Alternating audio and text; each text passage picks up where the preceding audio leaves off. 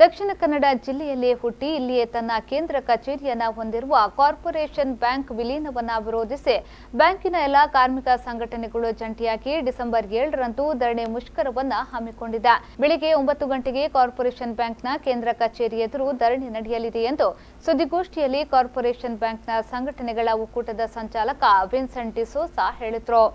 ಅವರು ಮಂಗಳೂರಿನ ಪ್ರೆಸ್ ಕ್ಲಬ್ನಲ್ಲಿ ಸುದ್ದಿಗೋಷ್ಠಿ ನಡೆಸಿ ಮಾತನಾಡಿ, ಅವಿಭಜಿತ ದಕ್ಷಿಣ ಕನ್ನಡ ಜಿಲ್ಲೆಯಲ್ಲಿ 5 ಬ್ಯಾಂಕುಗಳು ಜನ್ಮ ತಾಳಿದ್ದು 4 ಬ್ಯಾಂಕುಗಳು ಸಾರ್ವಜನಿಕ ರಂಗದ ಅಗ್ರ ಬ್ಯಾಂಕುಗಳಾಗಿ ಗುರುತಿಸಿವೆ.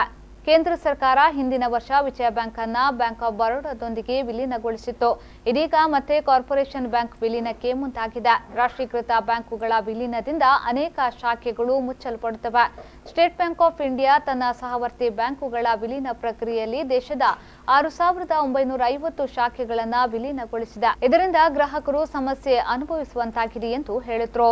ಸ್ಟೇಟ್ ಬ್ಯಾಂಕ್ ಆಫ್ ಇಂಡಿಯಾ ಇದರ ವಿಲೀನೀಕರಣ ಆದ ನಂತರ ಸರಿಸುಮಾರು 7,000ದಷ್ಟು ಶಾಖೆಗಳನ್ನು ಮುಚ್ಚಲ್ಪಟ್ಟಿವೆ. ಎಲ್ಲ ವಿಷಯಗಳನ್ನು ಮನದಟ್ಟು ಮಾಡಿ ಖಾಸಗಿ ವಲಯ ಹಾಗೂ ಸಾರ್ವಜನಿಕ ವಲಯದ ಎಲ್ಲ ನಮ್ಮ ಯುನೈಟೆಡ್ ಫಾರಂ ಆಫ್ ಬ್ಯಾಂಕ್ ನಾವು ಹೇಳ್ತೇವೆ.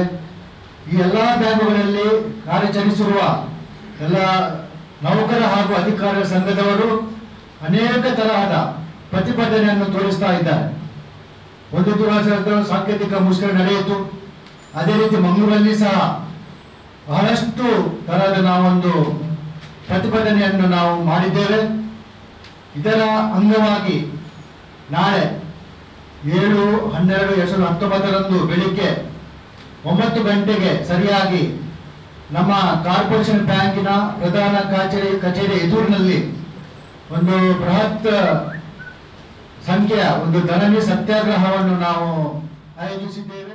ಸುದ್ದಿಗೋಷ್ಠಿಯಲ್ಲಿ ಯೂನಿಯನ್ನ ಪದಾಧಿಕಾರಿಗಳಾದ ಸುಧೀಂದ್ರ, ಸತೀಶ್ ಶೆಟ್ಟಿ, ಶ್ರೀನಾಥ್ ಐತಾಳ್, ಆರ್.ಕೆ. ಬಲ್ಲಾಳ್ ಮೊದಲಾದವರು ಉಪಸ್ಥಿತರಿದ್ದರು.